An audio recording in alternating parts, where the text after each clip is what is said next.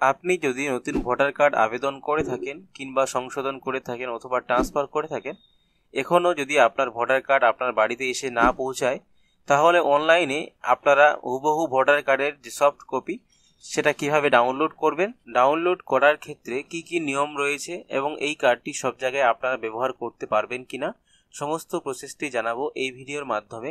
তো ভিডিওটি স্কিপ না করে সম্পূর্ণ ভিডিওটি দেখার অনুরোধ রইল। তো চলুন শুরু করা যাক। তো প্রথমেই আপনারা গুগলে গিয়ে টাইপ করবেন voterportal.eci.gov.in, লিখে আপনারা সার্চে ক্লিক করবেন। সার্চে ক্লিক করলে কিন্তু আপনাদের সামনে এইভাবে প্রথম একটা লিঙ্ক চলে আসবে, ইলেকশন কমিশন অফ ইন্ডিয়া। এই পেজটা ওপেন করবেন, তারপরে আপনাদের সামনে পেজটা কিন্তু খুলে যাবে। এখানে দেখবেন উপরের দিকে একদম কোনায় লগ ইন সাইন আপের দুটো অপশন পাবেন।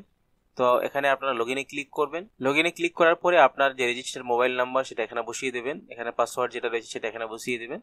এখানে আপনি ক্যাপচার কোডটা দিয়ে রিকোয়েস্ট ওটিপিতে ক্লিক করবেন। রিকোয়েস্ট ওটিপিতে ক্লিক করলে আপনাদের ফোনে একটা ওটিপি চলে যাবে। ওটিপিটা বসিয়ে সাবমিটে ক্লিক করবেন। তো ওটিপি দিয়ে আপনারা যখন লগ ইন করবেন, পেজটা কিন্তু লগ ইন হয়ে যাবে। এখানে আপনারা সমস্ত কাজগুলো করতে পারবেন। আপনারা চাইলে নতুন ভোটার কার্ড অ্যাপ্লাই এখান থেকে করতে পারেন, ভোটার কার্ড কারেকশন এখান থেকে করে নিতে পারবেন, এবং এখান থেকে সার্ভিসের একটা অপশন পাবেন। সার্ভিসের আন্ডারে দেখবেন এপিক কার্ড ডাউনলোডের একটা অপশন রয়েছে।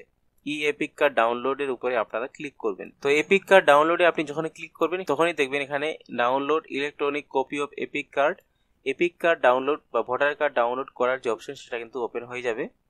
তো এখানে আপনি দুটো মাধ্যমে ডাউনলোড করতে পারবেন। প্রথম হচ্ছে এপিক নাম্বার বা ভোটার কার্ড নাম্বারটা দিয়ে আপনি ডাউনলোড করতে পারবেন।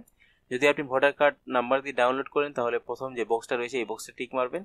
যদি আপনি অ্যাপ্লিকেশন করার সময় যে রেফারেন্স নাম্বারটা পেয়েছেন সেই রেফারেন্স নাম্বারটা দিয়ে ডাউনলোড করতে চান, সেক্ষেত্রে আপনি ফর্ম রেফারেন্স নাম্বারের যে ঘরটা রয়েছে এই ঘরে টিক মারবেন। তো আপনারা এখানে আপনাদের এপিক নাম্বার বা ভোটার কার্ড নাম্বার অথবা রেফারেন্স নাম্বারটা বসিয়ে দেবেন।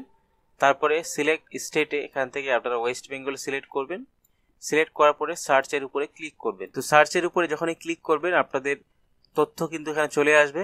এখানে আপনার ভোটার কার্ড নাম্বার, আপনার নাম, বাবার নাম বা গার্জিয়ান নেম আপনি দেখতে পারবেন। তারপরে দেখবেন এখানে আপনার মোবাইল নাম্বারের অপশন রয়েছে। আপনার মোবাইল নাম্বার কোনটা এড করা রয়েছে সেই মোবাইল নাম্বারটা আপনি এখান থেকে দেখে নিতে পারবেন।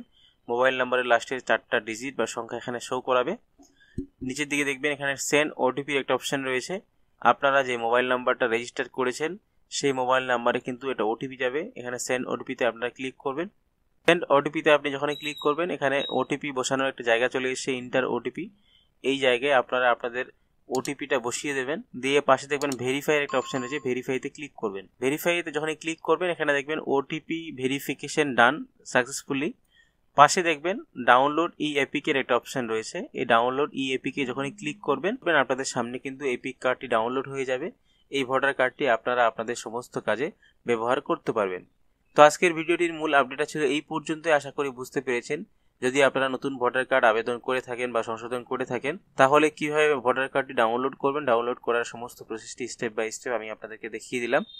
ভিডিওটি ভালো লাগলে অবশ্যই ভিডিওটিতে লাইক দিবেন, বেশি বেশি করে বন্ধুদের সঙ্গে শেয়ার করে তাদেরকে ইনফরমেশন দেওয়ার চেষ্টা করবেন। সকলে ভালো থাকবেন, সুস্থ থাকবেন।